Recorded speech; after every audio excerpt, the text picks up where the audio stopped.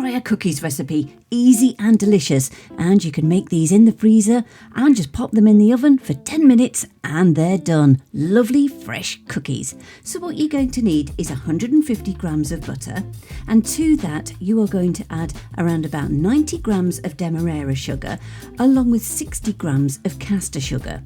And then what you're going to do is just mix that up until it's lovely, smooth, pale and creamy. Then you're going to add in half a teaspoon of vanilla extract. And what you need is 1 whole egg and 1 egg yolk. Just pop that in.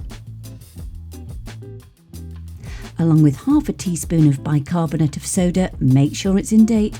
And then you're going to add in 170 grams of plain flour. Gradually it will all come together.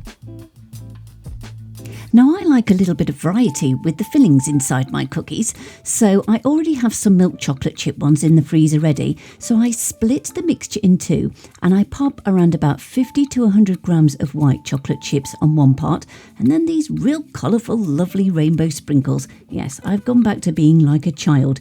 You just mix those through until you've got all the bits combined in there.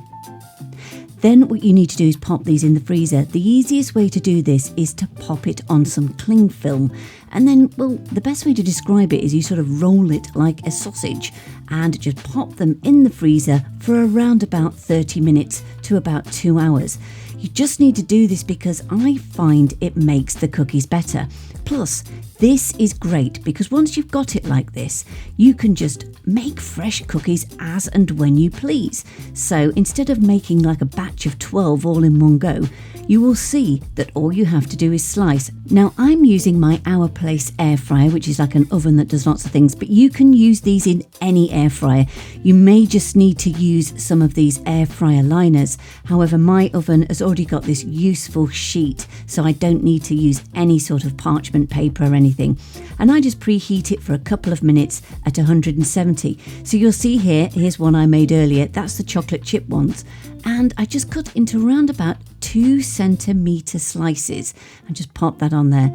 And then you'll see there the white chocolate ones and the rainbow sprinkles. It's simply a case of popping them in the oven for around about 10 minutes. If you like a gooier chocolate chip cookie or whatever, then just cook them for less. But I find around 10 minutes is absolutely perfect. Gives that gorgeous crispy edge and that lovely soft centre. You will need to let them stand for a couple of minutes. Yes, there's the next joke. And of course, if you're going to have a cookie, let's go the whole hog. Let's go for a nice hot chocolate.